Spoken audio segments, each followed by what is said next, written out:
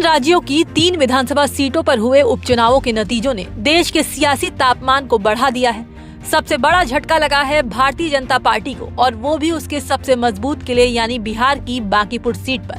Bankipur seat जो खुद भाजपा अध्यक्ष नितिन नबीन का गढ़ मानी जाती थी, वहां जन सुराज के प्रमुख प्रशांत किशोर ने ऐतिहासिक जीत दर्ज कर भाजपा के साम्राज्य में सीधी सेंध लगा दी है।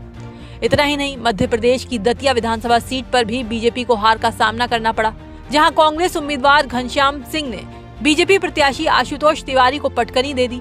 बीजेपी के इस दोहरे झटके पर अब विपक्षी दल हमलावर हो गए हैं। समाजवादी पार्टी के राष्ट्रीय अध्यक्ष अखिलेश यादव ने इस हार पर बीजेपी और उसके शीर्ष नेतृत्व पर तीखा हमला बोला है।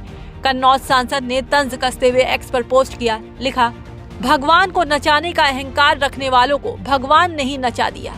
अपने को भगवान से ऊपर समझने वालों को भगवान ने चलती गाड़ी से नीचे उतार दिया, और साथ ही उनके घमंड का बुखार भी।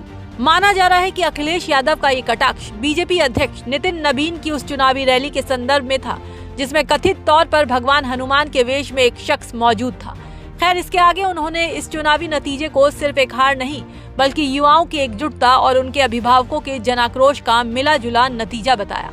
बोले, ये युवाओं की एकता और उनके अभिभावकों के आक्रोश का संयुक्त परिणाम है, क्योंकि वोट चोरी, पेपर चोरी, चढ़ावा चंदादान चोरी, नौकरी चोरी, आरक्षण चोरी, कमीशन खोरी, पीडीए पर अत्याचार, घोर भ्रष्टाचार, महंगाई की मार, मिलावट के सरकारीकरण, माताओं बेटियों तक का अपमान, देश के जेनजी पर हर तरह से प्रहार, भाजपा ने इन सभी तरीकों से जनता के विश्वास और आस्था तक को ठगा है।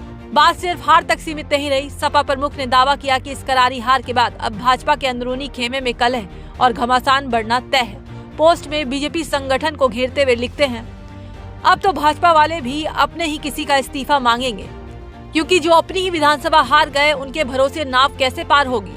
दरअसल ये हार उनकी है जिन्होंने उनको चुना था, या कहें संगठन पर अपनी मर्जी की तरह थोपा था।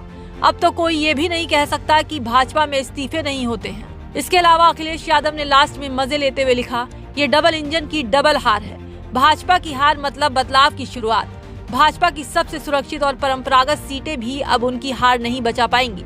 अब भाजपा का संकट हार से बढ़कर इस बात का होगा कि उनका टिकट लेने वाला ड्रोन और दूरबीन से भी ढूंढने नहीं मिलेगा। खैर, बांकीपुर और दतिया के ये नतीजे न सिर्फ उपचुनावों के परिणाम हैं, बल्कि 2026 के बदलते सियासी मिजाज का एक बड़ा संकेत भी दे रहे हैं।